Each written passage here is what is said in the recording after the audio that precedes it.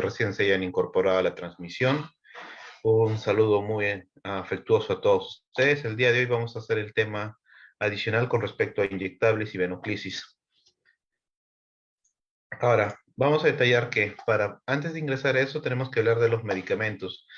Medicamento es toda aquella sustancia que va a hacer algún efecto en nuestro cuerpo y va a ser un efecto deseado o el efecto que nosotros deseemos. Ahora, hay que tener en cuenta que la administración de medicamentos se dan bajo receta médica, ya que tiene que ser regulada y administrada por un personal apropiado en lo que viene a ser la medicación. Para la administración tenemos vías. Ya puede ser una vía enteral por vía oral, la tópica en caso de que fuera en contacto o por la dermis, y la parenteral debería ser la artificial, la cual vamos a ver el día de hoy. Con respecto a la parenteral, vamos a tener a la intradérmica, subcutánea, intramuscular, endovenosa, la intracardíaca, la intraarquearia y la intraarticular. También está la intraósea.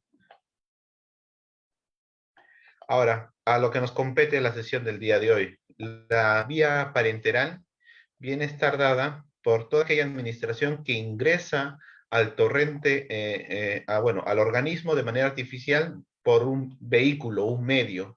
Este puede ser a través de una jeringa y dependiendo lo que nosotros deseemos obtener, vamos a utilizar los distintos mecanismos que se mencionan.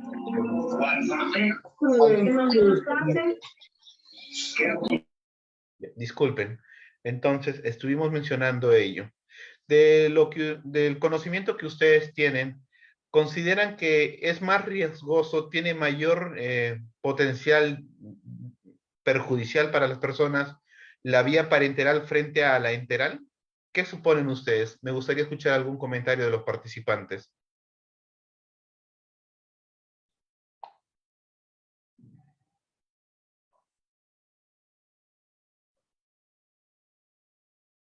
¿Hay alguien que desea participar?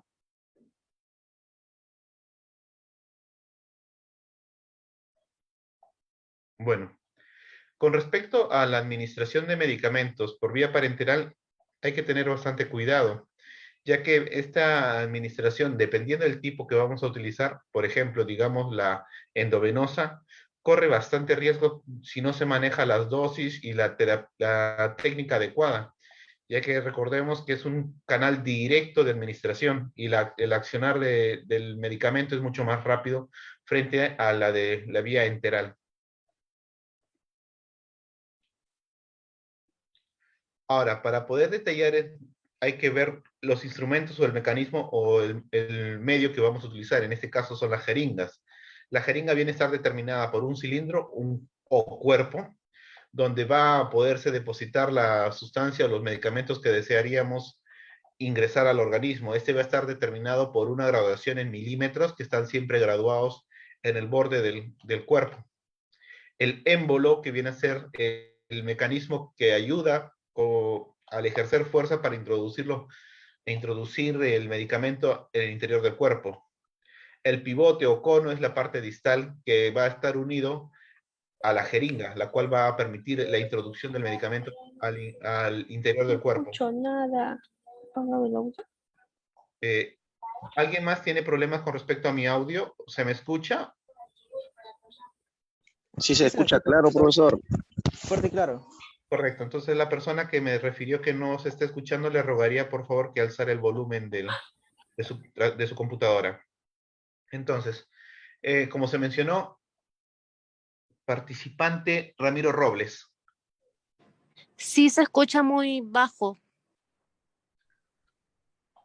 A ver, permítanme unos segundos. Voy a calibrar nuevamente mi audio. Voy a apagar la cámara y el micrófono.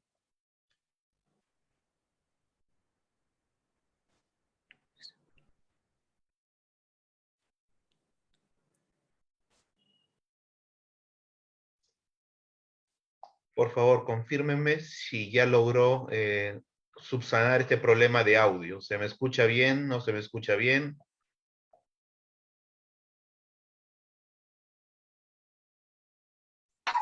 Se escucha bien. Se le escucha perfecto. Correcto, muchísimas gracias. Nos quedamos con respecto a las porciones de la jeringa. Ahora, estuvimos hablando con respecto al cilindro.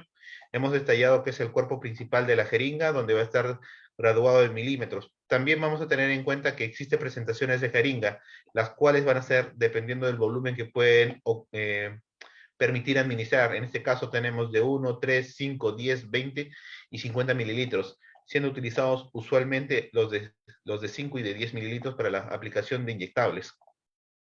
Los de 50 más son para lo que viene a ser de repente un lavado gástrico, pero eso no es propio al índole del día de hoy, de lo que vamos a discutir.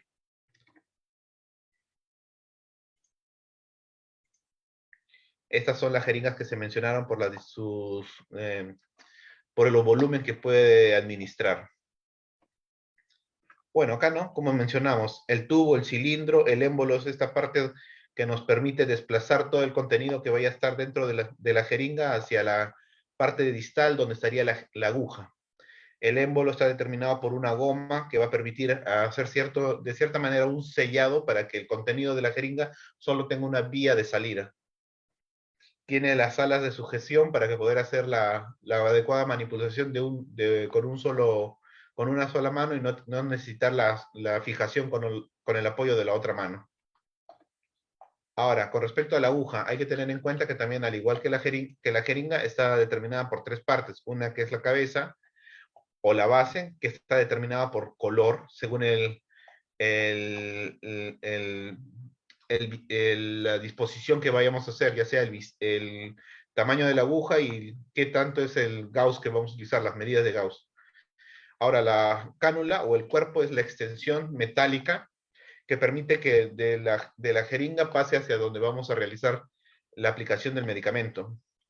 El casquete es el recubridor de todos estos elementos punzocortantes.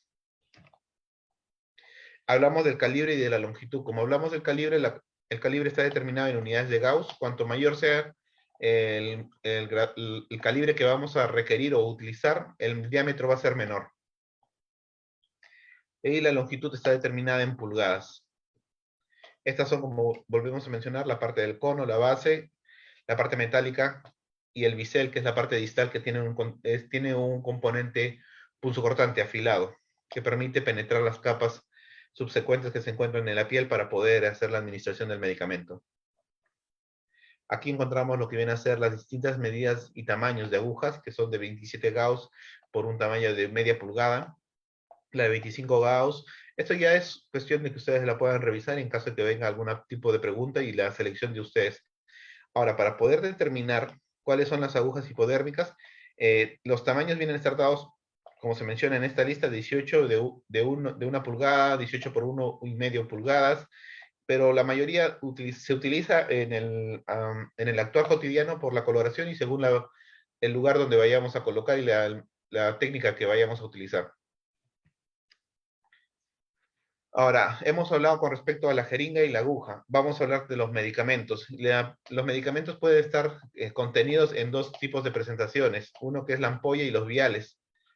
La ampolla viene a ser una estructura de vidrio listo para ser aplicado y para la administración se tendría que romper las ampollas. Son una estructura de vidrio como si fuera una botella chiquita con un cuello en el cual se tiene que ejercer la presión adecuada. Esté indicado en el contorno o en la circunferencia por donde debería hacerse la presión para facilitar la apertura de este tipo de medio. Los viales son frascos ya más herméticos, también son de vidrio, tiene una tapa presurizada, metálica, y aparte tiene como un cobertor de plástico. Si a ustedes han sido vacunados por la vacuna del COVID-19, han visto que son estos viales que se utilizan, necesitan mayor tipo de preparación para su transporte o su almacenamiento. Ahora, estos viales también pueden ser de un solo uso en el caso que se requiera, o también puede ser de varios usos. Vuelvo a citar el ejemplo de la vacuna del COVID-19. Bueno, para poder hacer la aplicación de cualquier tipo de inyectable, van a ser necesarios las jeringas y agujas descartables, ya que son de un solo uso. El algodón en el cual vamos a hacer la antisepsia adecuada en la superficie donde se seleccionó y después se va a proceder a aplicar el medicamento. El alcohol que es el químico de elección que se va a utilizar o la sustancia que se va a utilizar para poder hacer la desinfección. El medicamento, la ligadura en caso de esto sería de endovenoso, el equipo de venoclisis también para endovenoso y los catéteres endovenosos. Ahora hay que tener en cuenta, ustedes por noción básica o previa, los elementos que hayan tenido contacto con material contaminado, ya sea muestras biológicas, ¿en qué tipo de estructura se debe votar? ¿Qué consideraciones se debe tener? ¿Alguien tiene alguna noción, algún conocimiento previo? En los residuos biológicos, ¿Qué características debe cumplir este contenedor de residuos biológicos?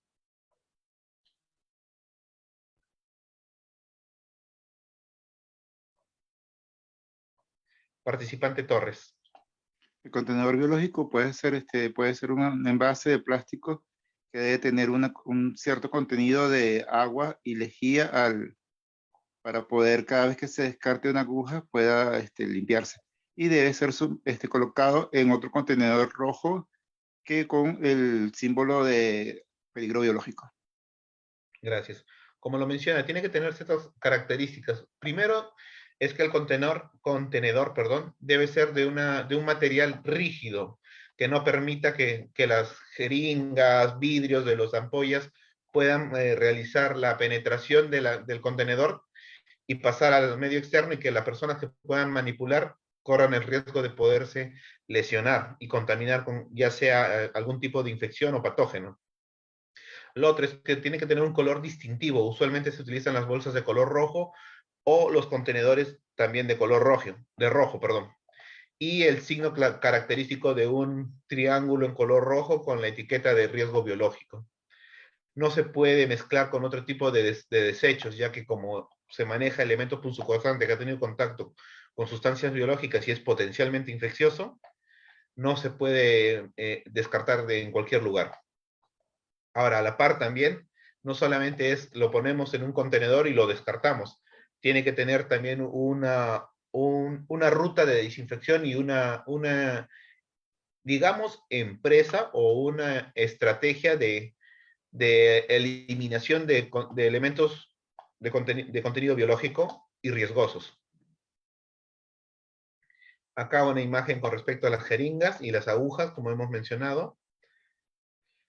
Y esto es con respecto a lo que se va a utilizar en el caso de que se va a hacer un tratamiento endovenoso. Las agujas endovenosas, las ligaduras y las ampollas. En caso de que se pudiese, se necesita tener una adecuada higiene, en este caso el lavado de manos. ¿Ustedes consideran, o de lo que se ha visto por la situación de la pandemia, qué tipo de lavado de manos se debe usar? ¿Qué consideraciones se debe tener? ¿Alguna persona que desea intervenir?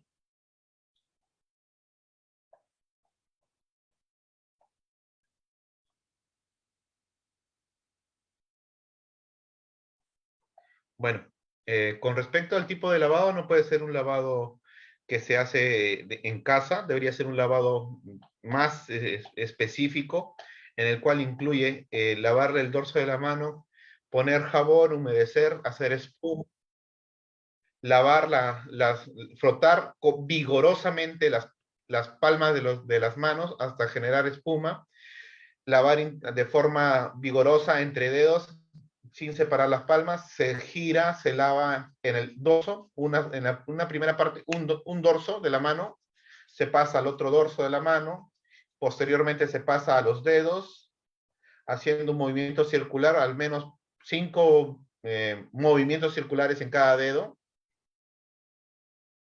posteriormente las uñas y se pasa a la otra mano, a las muñecas, y suponiendo que en este lado hay un chorro de agua, de los dedos a la parte más proximal. ¿Por qué se busca este tipo de lavado? ¿Ustedes tienen en cuenta o consideración por qué se hace este tipo de lavado así?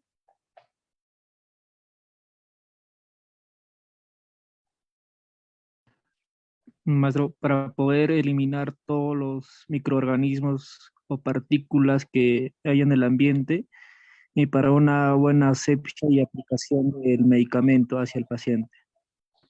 Correcto, entonces, como dice su compañero, es una adecuada manera de poder asegurarnos que ningún elemento patógeno se encuentre en nuestras manos. Ahora, hay que tener en cuenta, ante cualquier procedimiento, sea inyectables, sea una venopunción o una venoclisis o una administración de un medicamento endovenoso, se lava antes y después de cualquier procedimiento. Así ustedes se aseguran de no generar ningún perjuicio para la persona que requiere el medicamento o requiere el procedimiento, mejor dicho, y de ustedes para evitar cualquier tipo de contaminación. Los guantes son un gran mecanismo de barrera, pero nada es al 100%. Todos tienen algún tipo de posibilidad de fallar, de tener algún problema de fábrica, y entonces esa es una manera de poder evitar algún tipo de contaminación hacia su persona como a la otra persona a la cual van a intervenir.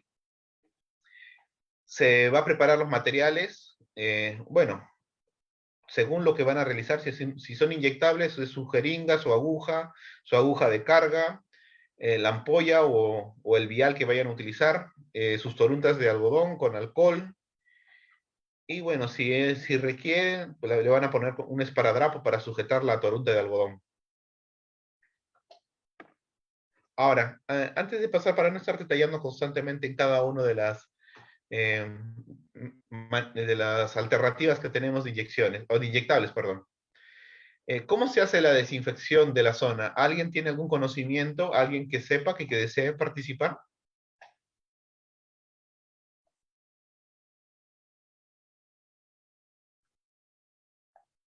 Participante Luis Palva. Palsa, perdón.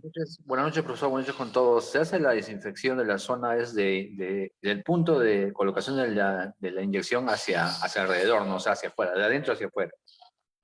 Correcto, como usted lo menciona, es desde el punto de donde se selecciona hacia afuera y nunca se retorna. Si usted termina, lo descarta esa torunta y si desea volver a hacerlo, sería con otra torunta nueva y con alcohol. Participante Joana Boada. Lo que dice mi compañero, ¿no? Es en forma circular, de adentro hacia afuera, ¿no? Esa es la forma correcta. Correcto. Participante Gallardo. Buenas noches, profesor, ¿qué tal? Otra técnica que yo también a veces empleo es la del barrido. En vez de hacer el espiral hacia afuera con el algodón, hacer un barrido fuerte en un solo sentido y no volver a pasarlo por la misma zona. Claro, utiliza el mismo principio, eso también podría ser. Entonces, ahora, pasando a lo siguiente, muchísimas gracias a las personas que han intervenido.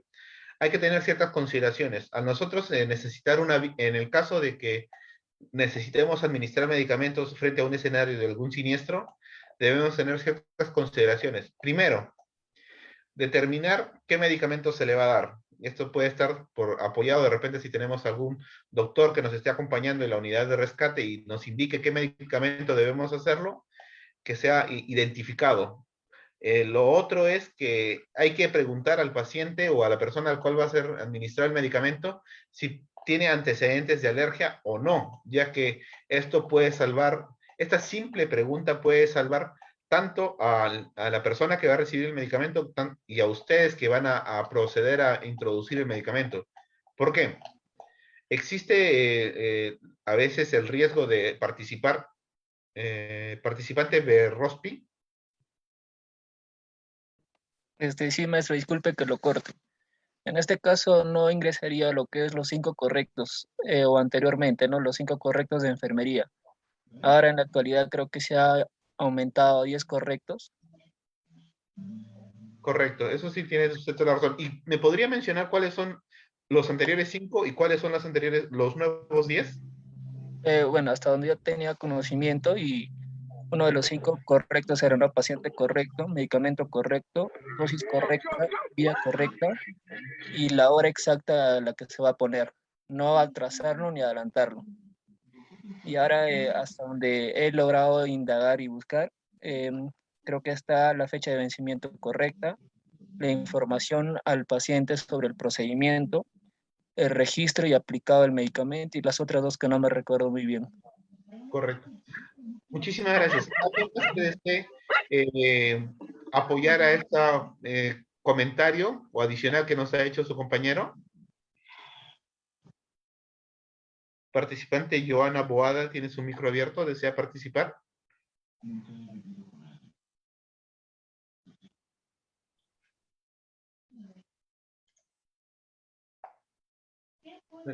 Como lo menciona su compañero, aparte de las 5 correctas, era ver la fecha de caducidad. El registro es muy importante, ya que recuerden que ustedes van a hacer la primera auxilio en caso de algún siniestro, y en el momento de llegar a un lugar especializado, ustedes van a reportar qué medicamentos o qué sustancias han sido administradas, en qué hora ha sido administrado, si ha habido algún efecto nocivo o no, que conlleva a la posterior aplicación. Y bueno, también tener en cuenta que antes de la aplicación, no solamente ustedes se van a dejar llevar por la fecha de vencimiento, también por las características de almacenamiento. Hay medicamentos que necesitan cierta temperatura o refrigeración, no exposición a sol, o a ambientes con cierta luminosidad. Entonces eso también hay que tener en cuenta y consideración. Eso también creo que es casi parte de la última sesión donde se ve el adecuado preparación de los materiales dentro de una ambulancia. Participante Karen, ¿desea hacer una acotación? Profesor, buenas noches. Sí, también hay uno que la forma de romper las ampollas, hay que tener mucho cuidado porque puede entrar pequeños vidrios dentro de la ampolla. Y cuando pasa eso, ya no sirve esa ampolla. No, por eso existe una indicación en las ampollas. Hay como una, ¿cómo le puedo decir? Está Tiene una marcado, franja. Sí, está pero marcado por lo que dónde sucede debe es que hacer usted la presión. muchos cometen el error de la forma de romper y a veces porque la ampolla es muy gruesa, ¿qué será? No es tan fácil de romperla, entonces ha pasado en ocasiones que se pasan pequeñas moléculas de vidrio y eso ya no sirve. No, sí, concuerdo con todo el comentario que usted ha dicho. Agradezco su participación. Y tiene toda la razón, hay que tener cierta destreza para poder abrir la ampolla. Entonces, ya hemos hablado con respecto a los cuidados. Participante Santa Cruz. Bueno, quería agregar con respecto a los 10 correctos que mencionaba. Bueno, el primer correcto era el medicamento correcto. Siempre debemos de tener en cuenta el medicamento, lo que está indicado, no ver su historial, digamos, o ver la receta que esté indicado el medicamento correcto. El segundo correcto es la dosis correcta. Siempre hay que tener en cuenta, por ejemplo, la dosis pediátrica, si es que en el caso de un niño o para una persona adulta, ¿no? Siempre no hay que pasarnos ni tal vez poner menos. La tercera es la vía de administración correcta. Si tal vez en la receta o en la historia clínica dice IM, por ejemplo, intramuscular o IV intravenosa, ¿no? Siempre hay que tener en cuenta eso. También la hora correcta. Tal vez al paciente le tocó, por ejemplo, un medicamento a las 4 de la tarde y nosotros nos olvidamos y le damos a las 7 de la noche, ¿no? El paciente puede tener algún efecto a causa de eso, entonces por eso es necesario darle a la hora correcta. También que sea el paciente correcto, ¿no? Por ejemplo, tal vez nos mandan a dar una captopril a la paciente A y nos equivocamos y le damos a la paciente B por negligencia, ¿no? Entonces siempre hay que tener en cuenta eso. La disolución correcta también, ¿no? Eso requiere, por ejemplo, hay medicamentos que vienen en polvo, en el caso de las vacunas también, ¿no? Siempre hay que tener en cuenta eso, por ejemplo. También debemos de informar al paciente qué es el procedimiento, porque hay muchas personas que tienen miedo a las inyecciones, ¿no? Entonces hay que decirle al paciente cuál es el procedimiento que se le va a realizar y por qué se le va a realizar, ¿no? Correcto. En el caso de las intravenosas, por ejemplo, también hay que ver la velocidad de perfusión, ¿no? Si es que lo ponen a 30 gotas, por ejemplo, si es que es lento, a 60 gotas, de acuerdo a lo que está indicado. Y hay que registrar también lo que es el medicamento, ¿no? Y pues hay que ver también después, ¿no? Cómo reacciona el paciente. Tal vez pueda ser un paciente alérgico al medicamento que le hemos administrado, que es el 10º correcto. Correcto, agradezco bastante su participación. todo lo que menciona su compañera es lo que se debe tener en cuenta. Yo resaltaría una cosa más, la parte de lo que viene a ser en sí el consentimiento informado. Si se reúnen las características necesarias, se debería de informar al paciente, y en caso de que el paciente esté con pérdida de conocimiento, por lo menos informar a la persona que sea más cercana a él, no necesariamente familia, sino de repente algún acompañante, la persona que nos pueda brindar la autorización necesaria. Si no hubiera ninguna de esas condiciones, no se necesita el consentimiento informado frente a un escenario de potencial riesgo mortal del paciente.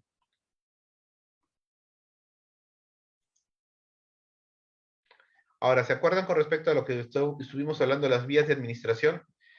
En eso tenemos los usos más comunes. La intradérmica tenemos la prueba Mantux. ¿Alguien sabe en qué consiste o para qué se utiliza la prueba Mantux?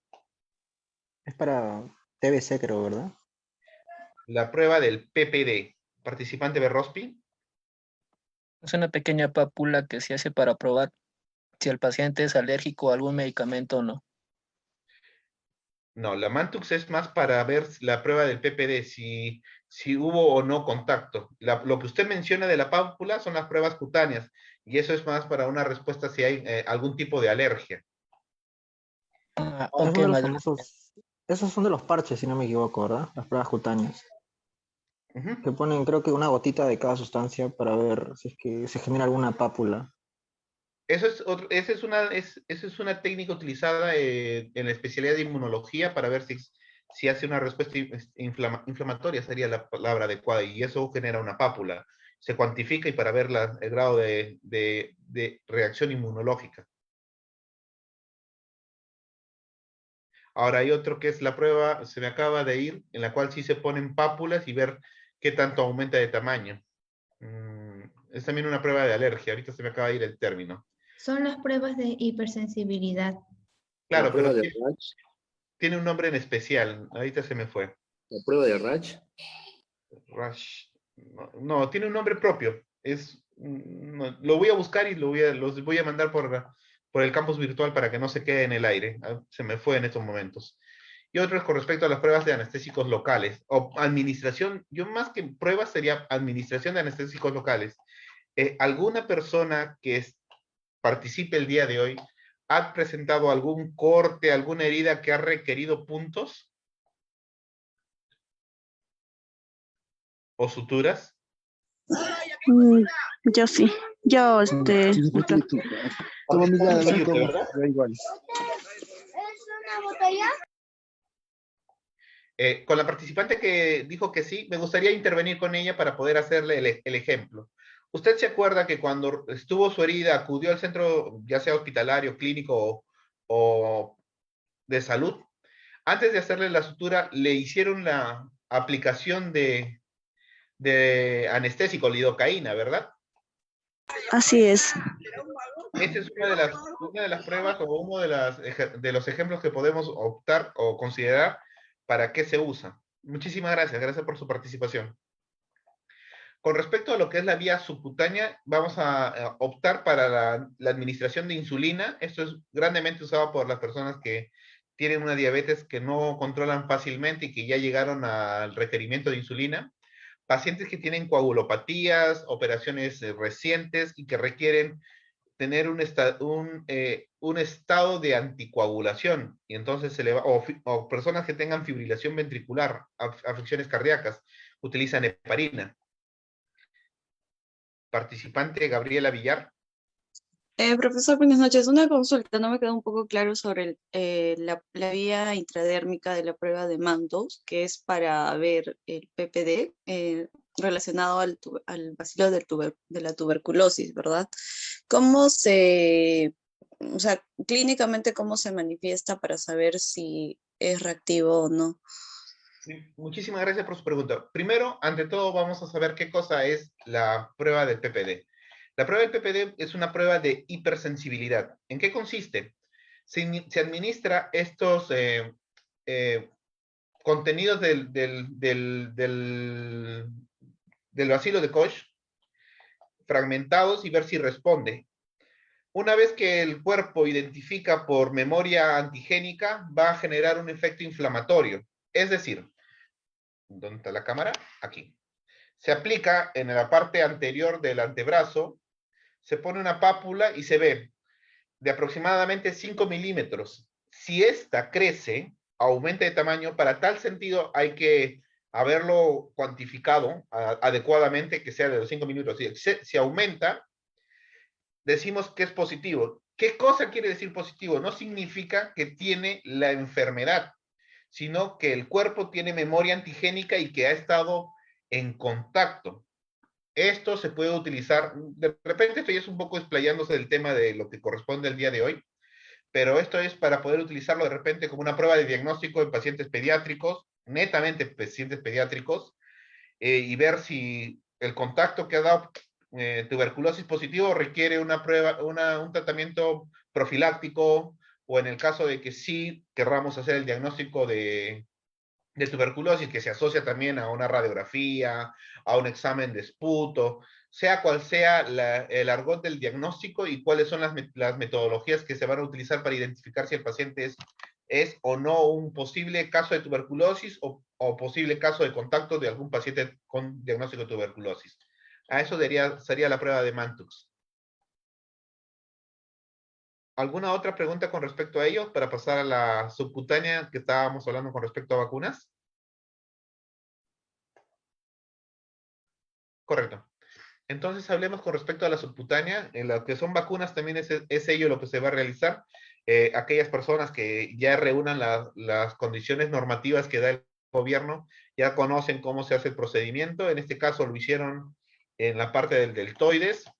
Hacen un pliegue y lo colocan a un grado de 45 grados.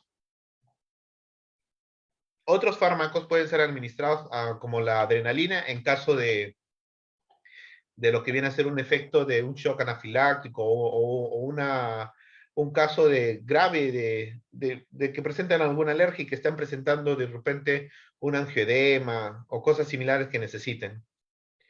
La intramuscular son clásicamente para administración de medicamentos, ya sea antibióticos o también pueden ser, de repente un ejemplo podría ser los AINES, algún elemento que para el dolor. También tenemos los antipiréticos, en sí es una lista larga, ¿no? Y bueno, la manera más usada de la intramuscular es la glútea. Creo que todos los presentes alguna vez hemos estado bajo la influencia de algún medicamento aplicado de manera intramuscular, saben que es sumamente doloroso, incómodo, ya sea paciente pediátrico o adulto, hay que tener bastante cuidado. Yo hago ahí la aclaración de los tres últimos que hemos mencionado, la importancia, vuelvo a recalcar, del consentimiento informado, ya que si no les informamos y las personas no están prevenidas para ello, frente a cualquiera de las administraciones de estas vías puede generar un efecto negativo. ¿Qué efecto negativo? Primero, el paciente puede sufrir un desmayo o un síncope, mejor dicho. ¿Por qué? Algunas personas frente al dolor hacen un reflejo vagal y se pierden el conocimiento totalmente. El otro, el consentimiento informado les protege a ustedes frente a cualquier escenario negativo, sea o no de conocimiento de la persona que vaya a recibir el medicamento. Recuerden, no todas las alergias se exponen desde los primeros indicios de la vida. Hay personas que de repente, ya avanzado el tiempo, o habiendo utilizado el medicamento constantemente, pueden generar algún tipo de alergia o efecto contrario a la aplicación. Ahora también, bueno, esto también es un poco viendo lo que va a venir más adelante, pero ya que estamos hablando de consentimiento informado, eso también nos ayuda con respecto a ciertos efectos negativos frente a, ya sea los inyectables o sea una aplicación de una venoclisis o intravenosa. ¿En qué sentido? Algunas veces se puede infiltrar, se puede generar alguna infección del tejido circundante al cual ha sido la aplicación. Entonces, las personas que no puedan estar contentas o que no hayan aceptado que existe el menor riesgo de generar algún tipo de infección, van a querer hacer algún tipo de reclamo o protesta frente al escenario perjudicial que se encuentren. Entonces, el consentimiento informado es una manera de protegerse ustedes, ya que informaron adecuadamente. Ahora, para hacer un consentimiento informado, ¿ustedes qué es lo que consideran? ¿Qué se debe tener en cuenta? ¿Qué debe incluir en la comunicación? ¿Algún participante?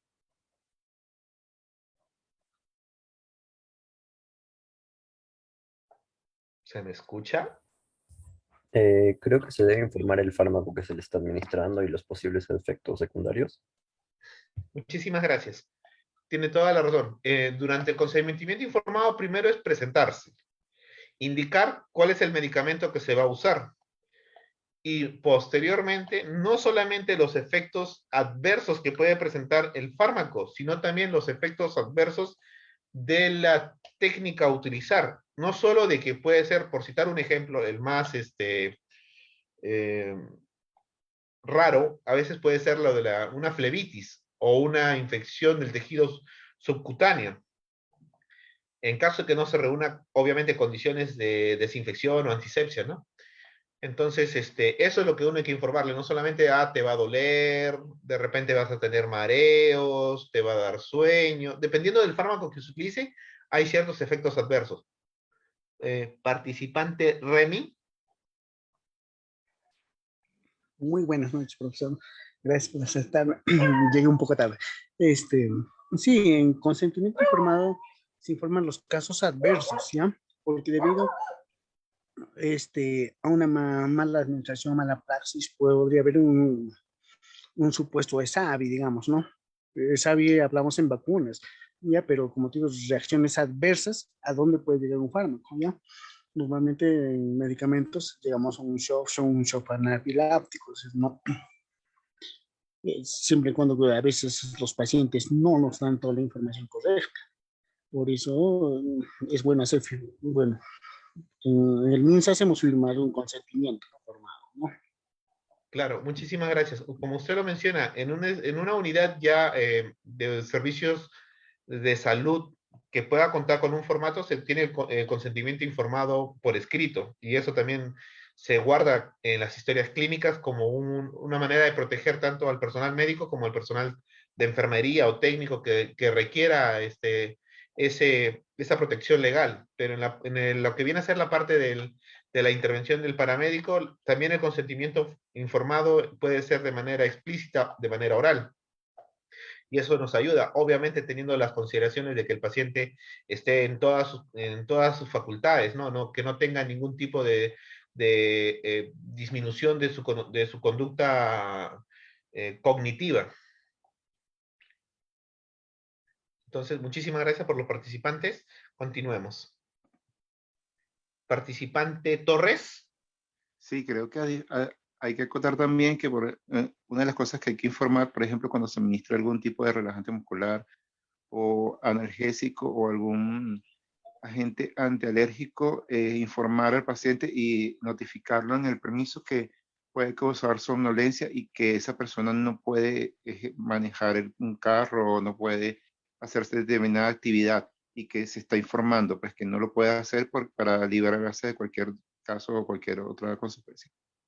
Concuerdo con lo que usted acaba de mencionar. Eso va más en la parte de los efectos adversos y es importante porque a veces solamente se dejan los comentarios como que te va a doler o vas a sentir debilidad en la zona, pero no los efectos que puedan conllevar de repente a la disminución en la función, ya sea física, motor y cognitiva. Entonces, hay ciertos medicamentos como los relajantes, los antidepresivos, antihistamínicos, que generan cierta somnolencia y pueden perjudicar a la destreza y a la respuesta de los reflejos de las personas que hayan recibido este tipo de medicamentos. Muchísimas gracias por su intervención. Hablamos con respecto a la vía de administración. La intramuscular siempre es perpendicular en la zona que se seleccionó. La subcutánea es de 45 grados y la intradérmica es de 15 grados para la administración. Vamos a hablar con respecto a la subcutánea. Es la aplicación de medicamento o sustancia en el tejido adiposo. Es de absorción más lenta, más espaciada. Posee menos receptores nerviosos, por lo cual no hay mucho dolor o, bueno, la expresión del dolor tal cual no es tan tan apreciable. El volumen que usualmente se va a emplear es de aproximadamente de 1.5 mililitros a 2 mililitros, pero lo más habitual es de 1 mililitro que se va a utilizar. Lo otro son las agujas que se van a utilizar con respecto al calibre son de 25 a 27 Gauss y el bisel medio. Los medicamentos administrados y absorción es de preferencia a nivel subcutáneo, garantiza que el medicamento pueda tener ¿cómo decirlo? Para aquellas personas que tengan conocimientos con respecto a lo que se usa la insulina, necesitan que la administración del medicamento o que la obtención del medicamento sea espaciada y continua. Entonces, por eso se utiliza este tipo de vía, porque puede ser como almacenamiento y va liberando poco a poco. Otros ejemplos puede ser la vacuna antitetánica y, bueno, los anticoagulantes. Aquí lo puse, no. De lo que vemos usualmente como un efecto perjudicial de esta vía es que genera bastante distrofia y cicatrices. ¿En qué sentido? Si ustedes logran tener la posibilidad de conversar con alguna persona con diabetes que utilice de larga data la insulina aplicada de manera subcutánea, van a decirle que a nivel periumbilical hay cicatrices, hay deformaciones, hay agrietamientos, aparte también, obviamente, de las posibles infecciones si es que no realizan la anticencia adecuada. Hablemos con respecto a la subcutánea. Como les mencioné, va al tejido subcutáneo y el grado de aplicación es aproximadamente 45 grados. Todas las aplicaciones de la subcutánea y la intramuscular se realiza un pliegue en la posición anatómica el sitio anatómico que ustedes seleccionaron donde va a ser administrado y se coloca la jeringa en el grado de inserción, como se menciona, de 45 grados. Lugares de aplicación. Puede ser a nivel del brazo, periumbilical o en la cara lateral del muslo. Refiere la literatura también en la región escapular. Bueno, no es lo más frecuente, usualmente es en la región periumbilical y la cara lateral del muslo. La eficacia son que se encuentre el fármaco en condiciones plasmáticas o concentraciones plasmáticas adecuadas y esto se mantiene constante en tiempo. No existe, es una de las vías, vías de aplicación más seguras. Y las contraindicaciones, bueno, como les menciono, en caso de que sea alérgico o tenga algún tipo de reacción alérgica, sea cual sea la vía que se administre, siempre va a haber la posibilidad de algún tipo de shock anafiláctico, generando edema, papiledema. Y bueno, las lesiones que les digo, ¿no? Lo que puede hacer infecciones. Hablemos con respecto al equipo que se va a utilizar. Siempre va a ser una jeringa de tuberculina, usualmente estas son de un mililitro de capacidad. Las agujas que se van a utilizar, como mencioné, es de 25 a 27. El medicamento siempre tiene que estar cerca al alcance de donde vamos a aplicar. Este material que se está presentando es en el efecto hospitalario, donde se utiliza una riñonera para poder transportar el medicamento preparada previamente. Y bueno, las toruntas de algodón, el alcohol y el apósito, el esparadrapo que vayan a utilizar para la fijación de la torunta. Acá hablaron con respecto a comprobar las cinco correctas. Informar al paciente, lavado de manos esencial, nunca se olviden, antes y después del procedimiento. La desinfección de la zona anatómica seleccionada con alcohol o alguna sustancia antiséptica. Hacer el pliegue en la zona seleccionada. Aplicar a través de la punción. Acuérdense siempre que el bisel es hacia arriba para que puedan hacer una adecuada penetración de las capas de la piel. Bueno, y eliminar las sustancias que tengan riesgo biológico en los lugares adecuados, como se mencionan, tienen que ser un contenedor de estructura rígida que no permita fácilmente que los elementos punzocortantes puedan perforar y generar algún riesgo a las personas que manipulen los desechos. que si va a ser en una bolsa o un contenedor rojo que pueda claramente distinguirse. Y aquí está la foto, o bueno, la foto en la cual cómo se hace. Se realiza el procedimiento de antisepsia. Después de haber seleccionado, se hace el pliegue, o se peñizca la piel. Se hace la colocación en 45 grados. Se desplaza el émbolo para poder, tanto se succiona como se desplaza, se inyecta la sustancia para ver si se puede aplicar. ¿Por qué se succiona? Para asegurarse de que no haya ido algún capilar, alguna estructura vascular y que el medicamento no se quede en el lugar anatómico que nosotros deseamos. Sacamos la aguja y colocamos la torunta y si deseamos lo podemos hasta fijar con un esparadrapo para evitar de repente que esté sangrando, si es que sangra. ¿Qué medicamentos van a ser usados cotidianamente o bueno, con mayor frecuencia en lo que es subcutáneo? El ketorolaco, que es un medicamento para el dolor. El tramadol igualmente, con mucho más potencia para poder evitar el dolor y también con ciertos efectos depresivos del sistema respiratorio. Hay que tener bastante cuidado con ello. Lo que es la morfina, otro también que es para poder evitar el dolor. El midazolam es un ansiolítico, usualmente se da de manera subcutánea. Hay que evitar también evitar el uso indiscriminado de este tipo de medicamento, ya que también tiene como característica adversa deprimir el sistema respiratorio. El haloperidol para el caso de psicosis o trastornos de conciencia, esto también ayuda a sedar al paciente. La dexametasona en caso de shock anafiláctico. Y la atropina en caso de que tengamos algún tipo de estridor agónico, también ayuda a despejar las vías aéreas. Medicamentos que no se deben utilizar de manera de vía subcutánea. El metamizol, que es intramuscular. El diazepam también es intramuscular. El metamizol, perdón, no les mencionaba, es un antipirético. También funciona a nivel del dolor. El diazepam netamente es un ansiolítico, deprime el sistema respiratorio, hay que tener bastante cuidado. Y el fenobarbital, que se utiliza de manera intramuscular, que es un sedante poderoso, usualmente utilizado en casos de crisis convulsivas refractarias.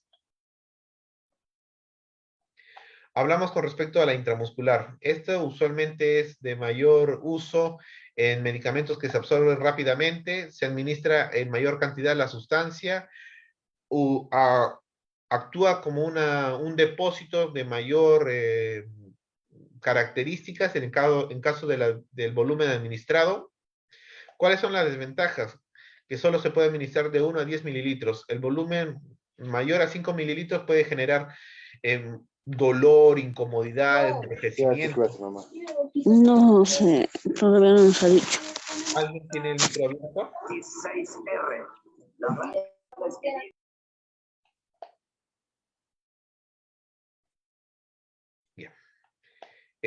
Estuvimos hablando de las incomodidades que se producen frente a una aplicación de un volumen mayor a 5 mililitros.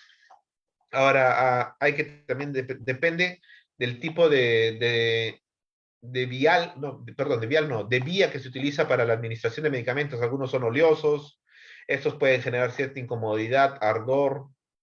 Entonces hay que tener en cuenta, y eso también lo vamos a tener que decir durante el consentimiento informado previo a la aplicación de los medicamentos y de la vía seleccionada.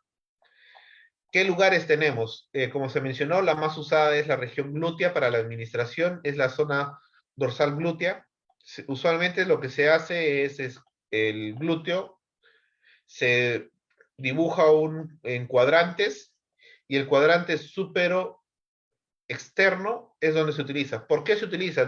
En este lugar hay menos irrigación sanguínea y estamos seguros de que no vayamos a afectar el nervio ciático.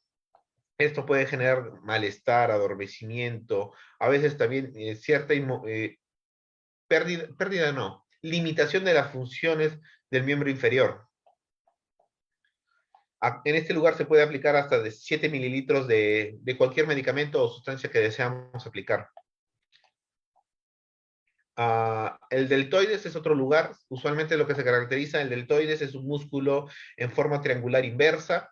Se puede dividir en tercios. Está el tercio anterior, tercio medio y tercio posterior. La aplicación del de la intramuscular es en el tercio medio, usualmente se hace un pliegue y también la colocación de la intramuscular es en 90 grados. En este lugar se puede administrar hasta 2 mililitros de volumen sin generar ningún tipo de perjuicio, dolor, enrojecimiento o algún tipo de dificultad o limitación en el movimiento.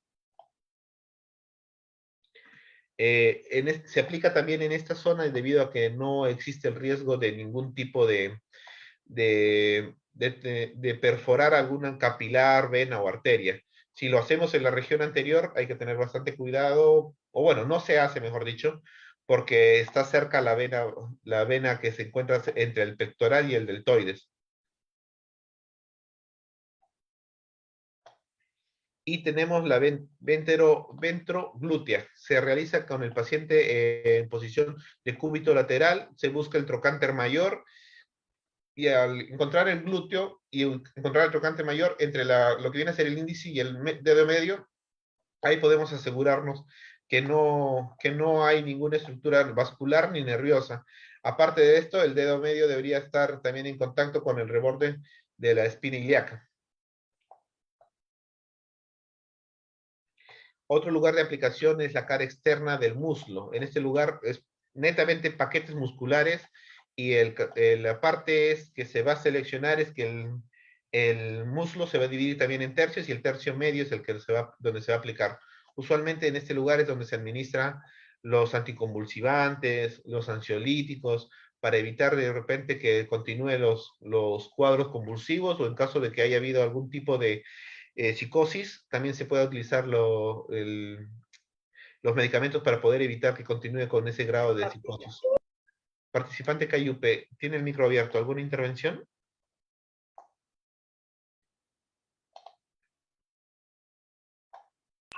Disculpa, profesor, mi micro aquí yo lo veo cerrado, no está abierto. Correcto, ya. Materiales que se van a utilizar. Siempre es un material antiséptico, ya sea una sustancia que pueda evitar el efecto de algún elemento patógeno, puede invadir la zona de punción. La jeringa que se va a seleccionar según el volumen que se quiera administrar. Las agujas que se van a utilizar usualmente son de calibre 18, calibres altos. Perdón, calibres menores para que puedan administrarse un flujo mayor.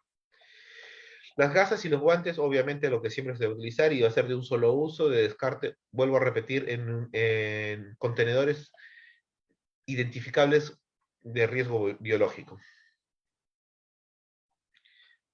Aquí hablamos con respecto a las 10 pautas correctas que debemos hacer, que ya se mencionó al inicio, ¿no? Ya no vamos a recalcarlo. Otra vez, el lavado de mano es importante previo y después de todo procedimiento. Acá, igual que en el otro que hemos mencionado, se tiene que hacer la succión antes de la aplicación del medicamento o sustancia para asegurarnos de que no nos estamos haciendo algún tipo de componente vascular y que no se cumpla la función que queremos hacer de manera intramuscular y que pase directo al torrente sanguíneo y que su efecto sea perjudicial. La desinfección es la misma, puede ser de manera circular o de barrido. En una sola dirección no podemos volver a pasar la misma torunta porque estaríamos volviendo a colonizar colonizar con elementos bacterianos que puedan generar algún tipo de infección. Y esto es lo mismo que hemos mencionado. Hablemos de la intradérmica. Esta va a ser en un grado de 15, el punto de aplicación va a ser de 15 grados. Ahora vamos a hablar con respecto a las ventajas. La absorción es mucho más lenta y las ventajas es que la administración son muy pequeñas. En un primer indicio siempre es primero es el consentimiento informado. Segundo, preparación de sus materiales que ustedes van a usar. La desinfección, calzado de guantes y aplicación del medicamento, la torunta de algodón, si es que lo van a realizar, aunque en esto no se utiliza mucho. Y lavado de manos después de haber hecho el procedimiento. Los lugares que se van a utilizar usualmente es la cara anterior del antebrazo, en el tercio medio. Hablan de lo que viene a ser la cara anterior del tórax, la anterior superior, perdón, y en el caso de la región posterior es la subescapular.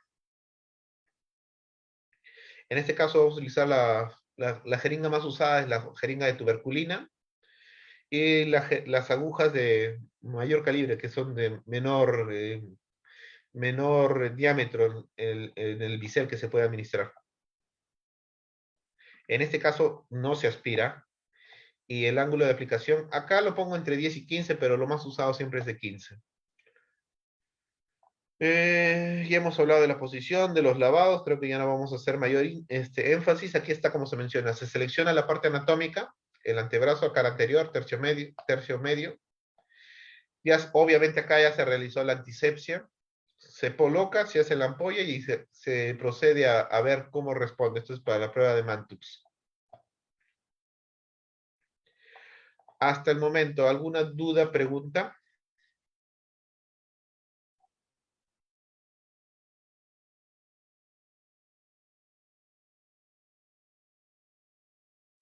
¿Alguien desea preguntar, consultar algo?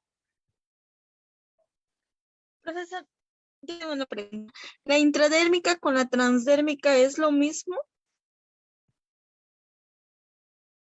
No le he escuchado muy bien, hubo como si fuera robotizado la voz. ¿Me podría volver a repetir la pregunta, por favor? ¿Ahora me escucha? Le decía si es que la transdérmica con la intradérmica es lo mismo. El término transdérmico, la primera vez que escucho, sinceramente, pero no podría darle una respuesta determinada a ella. ¿Alguien que desea hacer algún comentario o acotación con respecto a ello? ¿O usted alguna noción de repente que nos pueda apoyar a ver cuál es la diferencia? Bueno, no lo tengo muy claro, pero bueno, sé que la intradérmica va, como es una palabra, ¿no? Hasta la misma dermis, ¿no? Y el otro, bueno, se aplica, creo que si es que no me equivoco, es por medio de parches, que también, que se aplica en la zona dérmica. Entonces, quería saber si es parte de la intradérmica o cómo se clasificaría. Porque creo que los parches lo usan como analgésicos o algo así. Si usted habla con respecto a parches, eso es una administración más parenteral, perdón, parenteral no, tópica. Propiamente en lo que viene a ser términos inyectables, no sería, no reuniría las características o la definición, ¿no? Porque no ingresa a través de un vehículo, de un medio, sino que es por vía tópica, el medicamento o la sustancia está en contacto, se absorbe por la piel y ahí recién realiza su efecto deseado. Pero lo voy a revisar y en la futura sesión que va a ser la próxima semana, le doy el detalle con una revisión necesaria. Está bien, profesor, muchas gracias. Gracias a usted, más bien.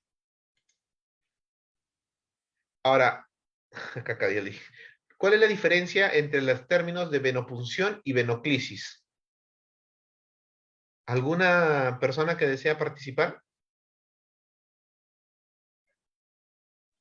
Si es que no me equivoco, venopunción se usa para extraer sangre y venoclisis para lo que es inyectables, ¿no? Con el uso de cloruro y otro medicamento. Correcto. Acá tenemos, exactamente, muchísimas gracias. Acá tenemos lo que refiere su compañera. Es un procedimiento para aplicar un medicamento o también puede ser para la que es la extracción de fluidos, ya sea para análisis. Ahora, la venoclisis es la administración de grandes cantidades y este también va a estar de manera continua y monitorizada y según lo que se requiera. En cambio, la venopunción es una sola intervención y se hace la función tanto de administración como también puede ser para la extracción de sangre. Hablemos propiamente del endovenoso. Para poder hablar de endovenoso hay que saber en cuáles son los lugares anatómicos que usualmente se utilizan. Como se detalla, tenemos la parte del antebrazo, usualmente se utiliza las venas que confluyen, en este caso viene a ser la M venosa, que es los de mayor calibre, de mayor acceso, no son tortuosas, y bueno, no se requiere mucha destreza para poder realizar, obviamente teniendo las consideraciones de hacer una ligadura por encima de la flexura del codo. ¿Qué otros lugares ustedes consideran que se puede hacer un procedimiento endovenoso?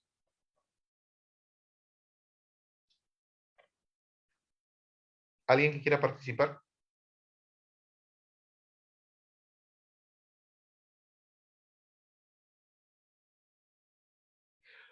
Otro lugar donde podemos hacer un acceso venoso sería el dorso de la mano, ya que tenemos un arco venoso que es fácilmente usable, también es de gran calibre, no a comparación de la M venosa, pero sí permite hacer el acceso. Tenemos también en la región del pie, también un arco venoso que nos permite hacer también el acceso venoso.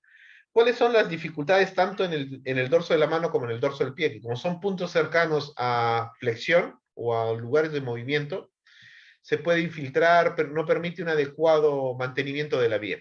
En cambio, en la parte del antebrazo podemos tener cierta seguridad de que esta vía no se va a infiltrar, no va a haber problemas en la administración de los medicamentos. Usualmente son jeringas que se van a utilizar de una capacidad de 5 a 10 a 20 mililitros, dependiendo del medicamento que vayamos a administrar, y también, como se mencionó al inicio, si hay algunos medicamentos que necesitan su reconstitución, van a requerir un mayor volumen de administración.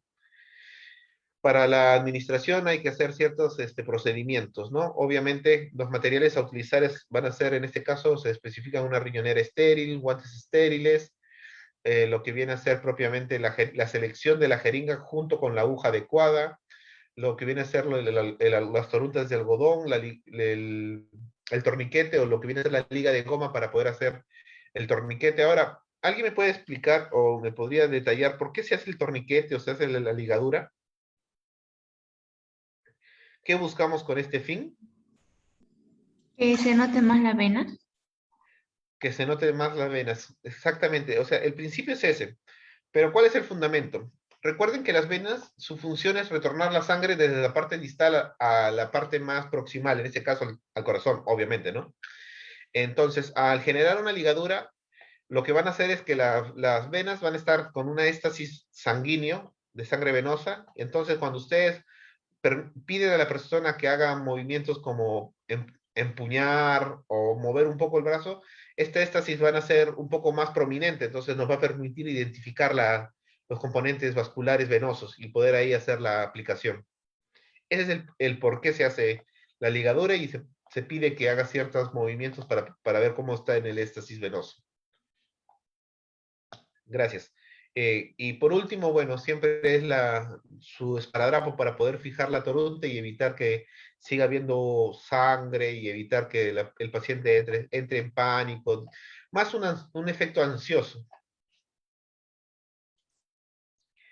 Procedimientos. Siempre, acá de repente es recalcar siempre que es el consentimiento informado, indicarle cuáles son los pasos, lo que se va a seguir, el lavado de mano, obviamente ya seleccionaron su material, ya prepararon el medicamento, y en este caso van a ver con respecto a la venoclisis. La venoclisis va a estar determinado, a ver, antes de entrar a yo mencionar qué cosa es la venoclisis, ¿qué consideran ustedes que es la venoclisis? ¿Qué partes contiene? ¿Alguien que tenga alguna noción previa?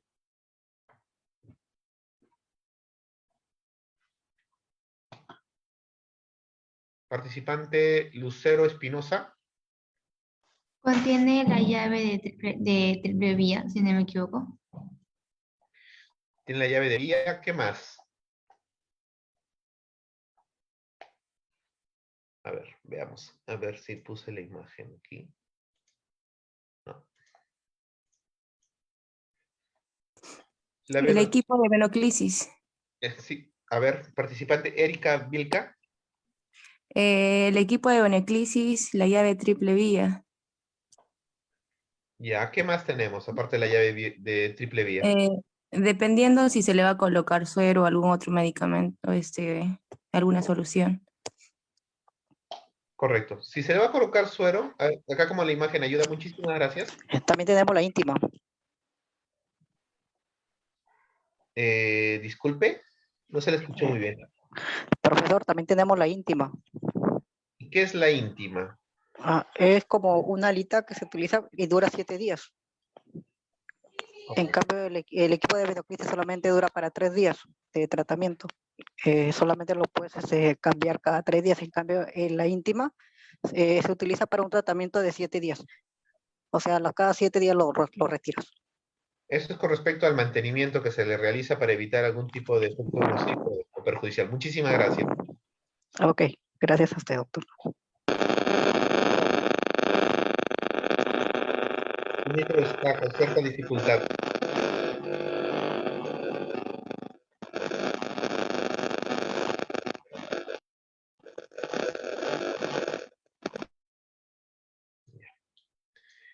Bueno, retomando, volvamos. Entonces, hablamos con respecto a la venoclisis. Estuvimos hablando cuáles son las partes. No están en el PPT. Lo voy a detallar en el video que está más adelante para no perder la hilación del caso, en cuáles son las partes que conlleva. Pero tiene razón, dependiendo de lo que vamos a realizar, si va a ser una aplicación muy larga, se puede utilizar medios que no vayan a generar cierto perjuicio. Ahora recuerden, cualquier mecanismo, no, cualquier material extraño al cuerpo que sea introducido va a generar un efecto de respuesta. Dependiendo de la calidad del material, no quiero decir esto que si es de baja calidad o no, sino del tipo de material, este va a tener una respuesta mayor. Entonces hay que tener ciertas consideraciones. Las que se utilizan así en los hospitales siempre tienen que ser de recambio de 72 horas para evitar que pueda haber una flebitis, una inflamación, hasta una infección. Y hay otros que tienen una duración mayor, que puede ser de hasta 7 días.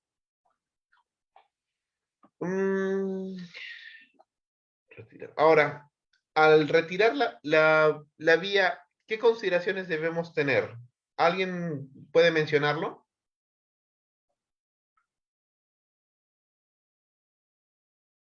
¿Se sigue teniendo los cuidados de antisepsia?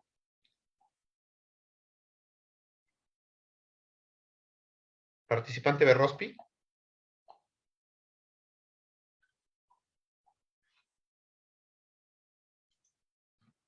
Alguien levantó la manita y no llegué a verlo. Torres. Iba a contar, era en la primera parte que preguntó, lo que pasa es que el micrófono me jugó, es que una de las cosas que se utiliza para poder colocar la vía es que se puede colocar o con una aguja normal o con las alitas o con un catéter. Y respondiendo a su pregunta, por lo general, una vez que uno retira, uno avisa que va a retirar, retira y coloca la torunda de algodón y coloca un esparadrapo. Claro, pero siempre teniendo en cuenta los medios de antisepsia, obviamente, ¿no? Porque al retirar el equipo de venoclisis va a generar también que el punto de entrada o de venopunción va a ser un efecto perjudicial en caso de que no genere antisepsia. Otra vez, participante de Berrospi, ¿tiene la manito arriba? Sí, disculpe, me había olvidado de encender el micro. Sí, la antisepsia por lo general se utiliza en todo procedimiento, tanto al iniciar y al finalizar. En el caso de extraer lo que es el catéter o la vía, hay que tener cuidado siempre en dónde desechamos y el cuidado correcto, ¿no? Con el guantes, porque no sabemos qué tipo de paciente podemos estar tratando. Correcto, concuerdo con lo que usted menciona. Muchísimas gracias. Hay que tener bastante cuidado con ello y, bueno, siempre pensar en negativo, ¿no? Todo paciente es potencialmente infeccioso. Entonces hay que tener bastante cuidado ya que estamos manipulando sustancias biológicas y las cuales pueden generar de repente un perjuicio para nosotros como una infección por hepatitis C, VIH. Entonces, bueno, continuemos. Hablamos con respecto a la parte de la anatomía. La imagen se salió de donde lo había puesto, se me descuadró. Entonces ahí vemos lo que es la vena cefálica, que está propiamente en el brazo, la vena cubital, que se encuentra después de la M propiamente venosa. Y ¿se acuerdan que les había dicho que otro punto de acceso era el dorso de la mano? Acá tenemos el arco venoso, que es parte de la basílica y de la cefálica. Entonces eso nos va a ayudar a poder tener puntos de acceso.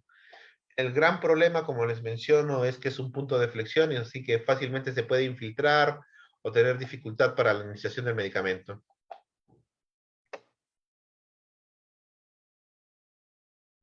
Los materiales a usar en este caso siempre son un material estéril, su riñonera en caso de que se tuviera, guantes estériles, jeringas, dependiendo del volumen que vayan a administrar. También para la permeabilización, en caso de que utilicen una extensión DIS, también tienen que tener en cuenta ello, que ya debe estar anteriormente preparado.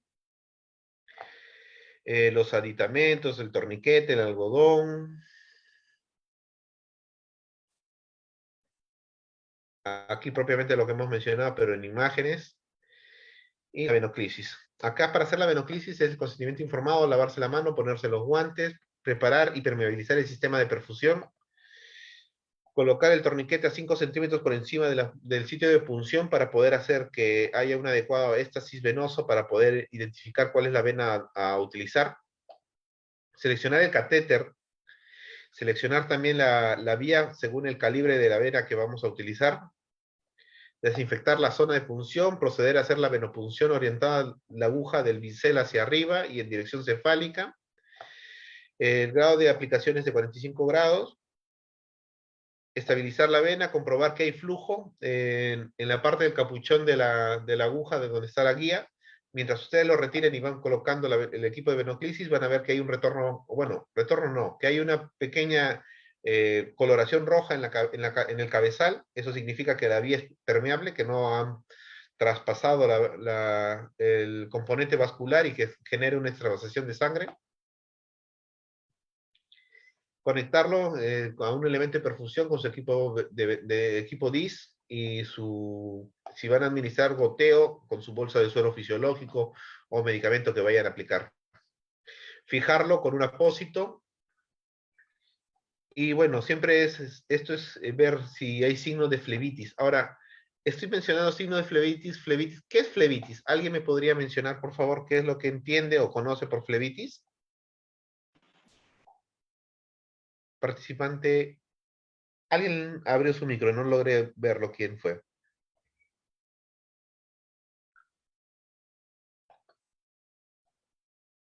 ¿Alguien desea participar con respecto a lo que es flebitis? La inflamación de la vena. Viene a ser la inflamación de la vena, correcto, por decirlo así.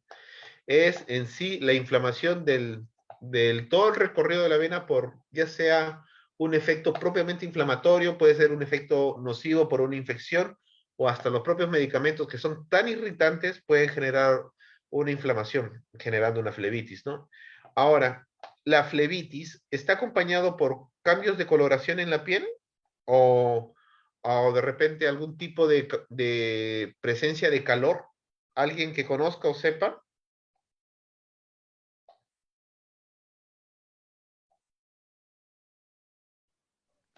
Disculpe, sí se visualiza una pequeña coloración cuando hay una flebitis.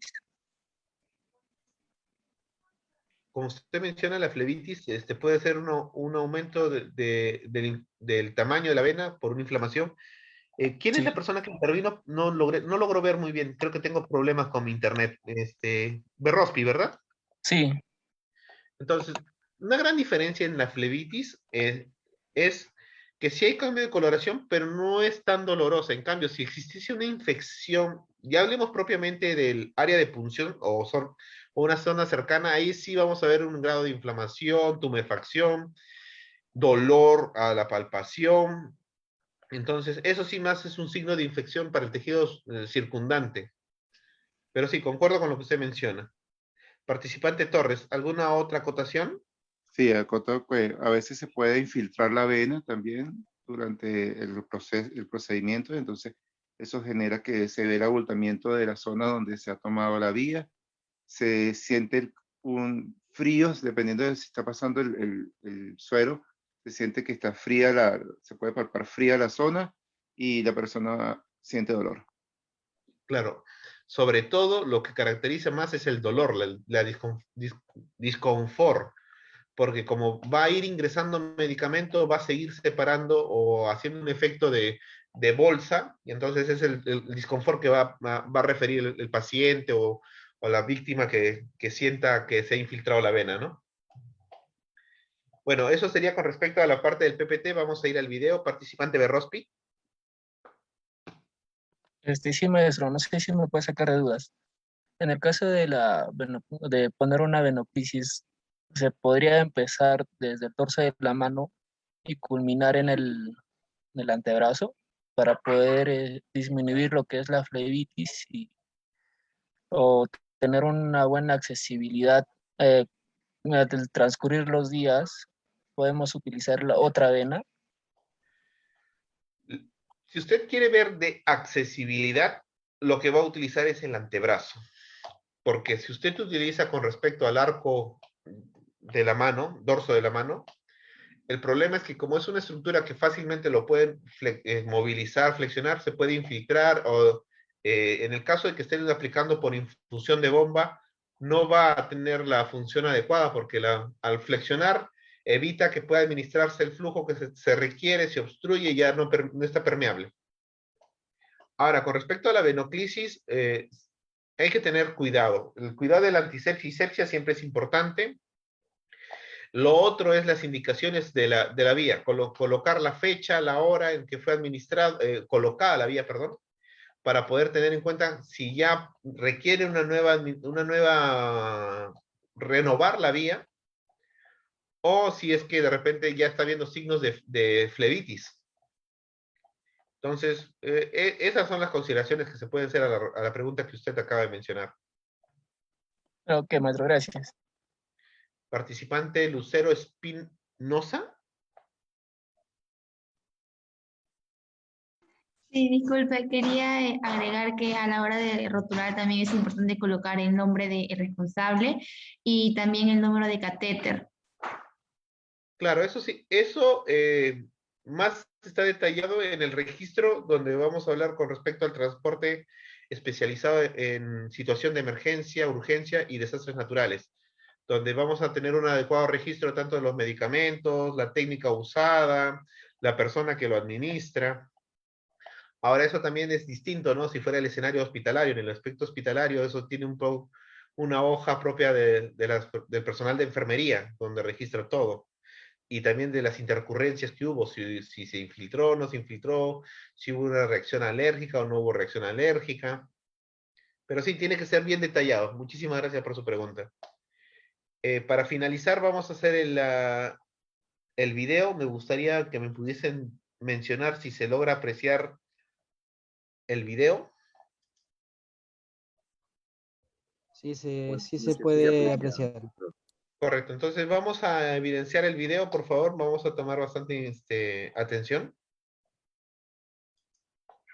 La NOM 022 define la terapia de infusión intravenosa como un procedimiento con propósitos profilácticos, diagnósticos o terapéuticos, que consiste en la inserción de un catéter en la luz de una vena, a través de la cual se infunden al cuerpo humano líquidos, medicamentos, sangre o sus componentes. Se debe administrar la terapia intravenosa cuando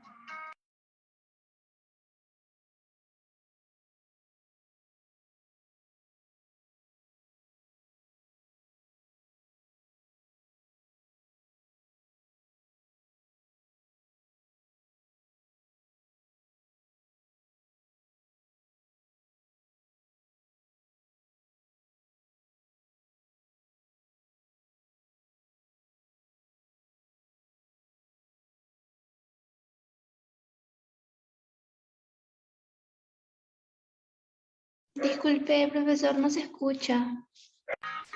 una ligadura. Mencionaron que no se escuchaba.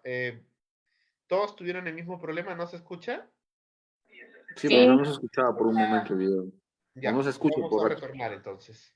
No se escucha, doctor.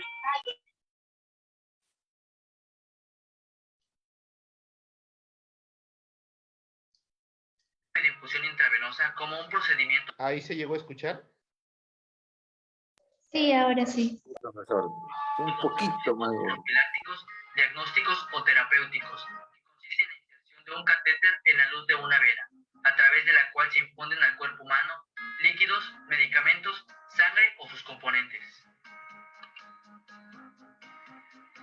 Se debe administrar la terapia intravenosa cuando no es posible administrar la medicación o los líquidos por vía oral.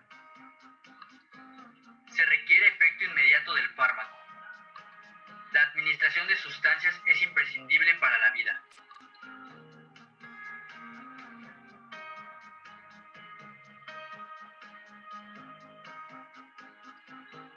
Los materiales a necesitar son guantes estériles, un catéter del tamaño adecuado para nuestro paciente, la solución a utilizar, equipo de venoclisis, en este caso un hormogotero, cubrebocas, una ligadura, gasas estériles, torundas, toallas o en este caso hisopos alcoholados, nuestro apósito transparente y un poco de tela adhesiva.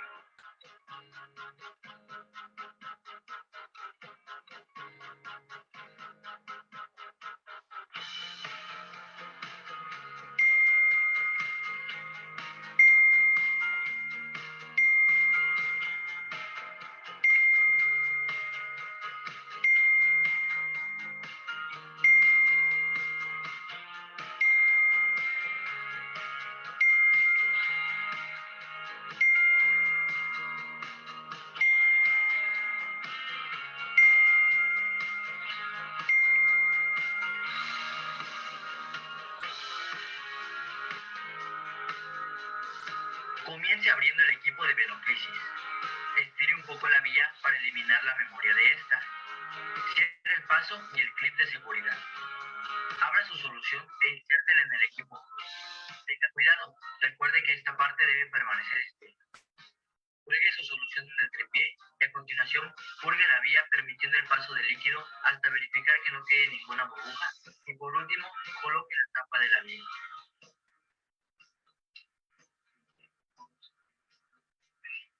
Preséntese con el paciente y explíquele el procedimiento a realizar. Interrogue al paciente sobre su mano dominante y acomódelo para buscar la vena funcional y realizar el procedimiento. Para identificar más fácilmente la vena, puede utilizar la ligadura y pedirle al paciente que abra y cierre la mano. También puede estirar ligeramente la piel para ver mejor el trayecto. Recuerde que para seleccionar el sitio a funcionar, debe comenzarse con venas distales, iniciando con las del dorso de la mano. De no poder funcionar ahí, busque una vena más proximal, evitando en lo posible sitios de flexión. Antes de comenzar con el procedimiento, realice la higiene de manos con solución alcohol y manteniendo una técnica estéril, abra la envoltura del catéter, su material de asepsia y unas gasas. Cálcese sus guantes. Posteriormente, coloque el torniquete y realice la asepsia del área, del centro a la periferia. Compruebe que el mecanismo del catéter funciona y comience con la técnica. Asegúrese de medir la posición del catéter sobre la piel sin tocar al paciente. Con el bisel hacia arriba, realice la punción y verifique el retorno venoso en la cámara del catéter. Retire la aguja al mismo tiempo que introduce únicamente el catéter y quite el torniquete. Conecte el equipo de infusión. Coloque el apósito en el borde del catéter sin llegar a cubrir la vía y ponga una corbata con tela para más seguridad en la fijación. Coloque una etiqueta con la fecha, hora y nombre de quien puso el equipo. Regule el goteo. Al finalizar, recuerde dejar cómoda al paciente y lavarse las manos.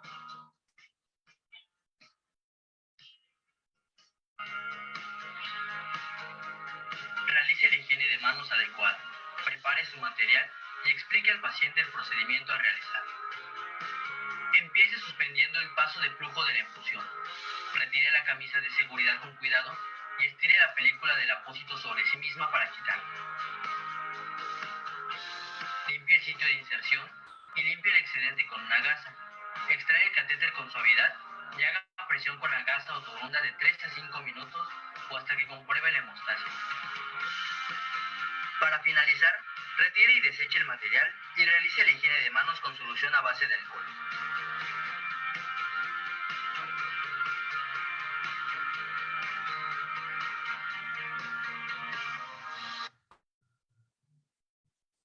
Entonces, eso es con respecto al video de procedimiento endovenoso y también con venoclisis. Por último, vamos a ver un video extraído de la Universidad Cayetano Heredia con respecto a inyectables. para dar por culminado posteriormente la sesión del día de hoy. Por favor, me dicen si hay error o problemas con el audio nuevamente. Está conforme el audio, profesor. Entonces, comencemos con lo que viene a ser inyectables. Hay muchos tipos de inyectables. Los más frecuentes, de acuerdo a la profundidad y a la estructura donde se colocan, son los intradérmicos, los subcutáneos, los intramusculares y los endovenosos. La vía intradérmica se utiliza para algunos medicamentos, vacunas o pruebas diagnósticas. Se puede hacer en el hombro o en el antebrazo. Y se utilizan jeringas muy pequeñas, como esta, con agujas muy chiquititas. Una inyección subcutánea se inyecta justo por debajo de la piel, en la grasa, entre la piel y el músculo. Algunos ejemplos de medicamentos que pueden inyectarse a nivel subcutáneo son, por ejemplo, hormonas en tratamientos de fertilidad, insulina en pacientes diabéticos u hormonas de crecimiento para los niños que lo necesitan. Generalmente se aplica alrededor del ombligo. Las inyecciones intramusculares se aplican directamente en el músculo, generalmente en las nalgas. Se puede usar para medicamentos como antibióticos o medicamentos para el dolor. Las inyecciones endovenosas se aplican para ciertos medicamentos, como algunos antibióticos o suero en el caso de pacientes deshidratados. Hay dos tipos de administraciones endovenosas, o por la vena, en bolo y en infusión. En el caso de las administraciones de endovenosos en bolo, se utiliza una jeringa, como esta, y se coloca todo en un solo procedimiento, que puede durar entre 1 a 30 minutos. En el caso de la infusión, se utiliza un suero, como este, y en el suero se coloca el medicamento para que vaya cayendo gota a gota, de acuerdo a la indicación de tu médico. Recuerda que los inyectables deben de ser colocados por personal de confianza, capacitado, porque si no pueden producir hematomas, infecciones o hasta complicaciones más severas. Si necesitas un inyectable, pídelo por Doctus. Bueno, eso sería con respecto a la sesión de inyectables, venoclisis y endovenosos. Espero que haya sido de su agrado el conversatorio del día de hoy, ya que no es un tema muy extenso, no va a durar tanto como las otras sesiones. Agradezco su participación de ustedes. Si hubiera alguna duda, consulta o preguntas con respecto a la sesión que acabamos de culminar.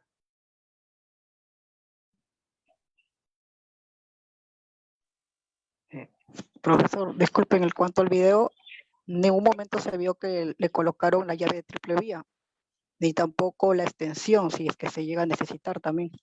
No, en sí este video ha sido seleccionado por el tipo de confianza. No he encontrado también un video propiamente de vía, con una llave, una extensión DIS y con la llave triple vía. Se colocan, sí se colocan, pero no encuentro una fuente confiable para poderlo citar. Los dos videos presentados, uno es de la Cayetano Heredia y el otro es de la Universidad de Argentina. ¿El participante Torres? Pregunta, para el caso en nuestro caso particular, yo he visto que por lo menos en los niños toman vías en la parte de la cabeza, pero cuando nosotros como vamos a hacer tratamiento primario, ¿también podemos tomarlo allí? En lo personal y en la práctica que yo tengo, de la cabeza nunca he llegado a tener una vía. Hasta donde yo sé es bien difícil, debido a que sí, el cuero cabelludo es ricamente vascularizado, pero si no sabes manipularlo muy bien, vas a tener más bien, por el contrario, una hemorragia. Yo lo que más uso cotidianamente para pacientes pediátricos es el antebrazo, porque con la ayuda de los padres o algún tutor o alguna otra persona que te pueda brindar el apoyo de inmovilizar al paciente, se puede canalizar muy fácilmente. Se puede canalizar también lo de la pierna, pero el problema es que como es un niño, no va a colaborar, va a estar con movimientos erráticos, lo más probable es que termines haciendo un hematoma por querer hacer la infiltración de la infiltración, ¿qué estoy hablando? De la canalización de la vía. Gracias, profe. ¿Alguna otra duda o pregunta?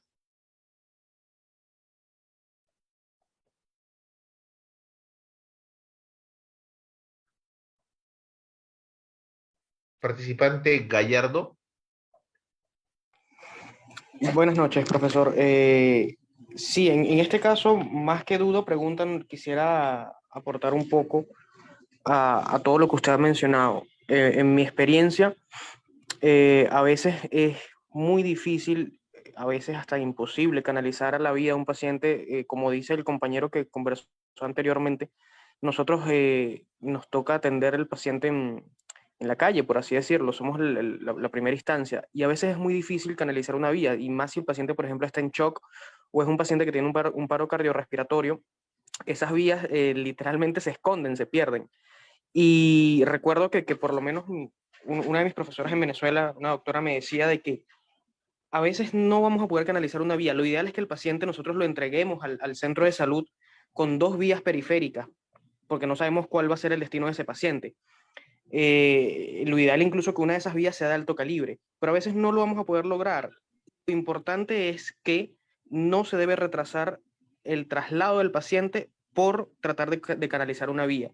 Se intenta una, se intenta 2. Si ya no se pudo, se deja así y salimos con dirección al centro de salud, pues tratar de no retardar tanto el traslado al paciente. Ojo, esto en el caso de que estemos trabajando en ambulancia, ¿no? Que es muy distinto al trabajo ya de un enfermero que está en un centro de salud y ya, bueno, ahí sí tienen que canalizarlo.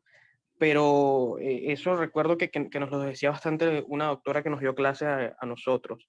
Esto pues como una pequeña acotación en cuanto a mi experiencia personal. No, disculpen, y como usted lo menciona, tiene toda la razón. Ninguna intervención debe de prolongar el traslado del paciente. Si se puede realizar antes que llegue la unidad especializada o durante el traslado, se realiza. Obviamente teniendo las consideraciones de su base científica y su base práctica. Y si no se llega a canalizar, existe alternativas que la pueden hacer ya en un centro especializado. Y en este caso, podría ser una vía central. Entonces ya depende de la destreza. En este caso, en Perú lo hacen los médicos. Personal de enfermería o técnico que yo sepa no lo realizan. En Estados Unidos, el personal de enfermería está capacitado para poderlo hacer bajo la supervisión de un médico. Participante Gallardo.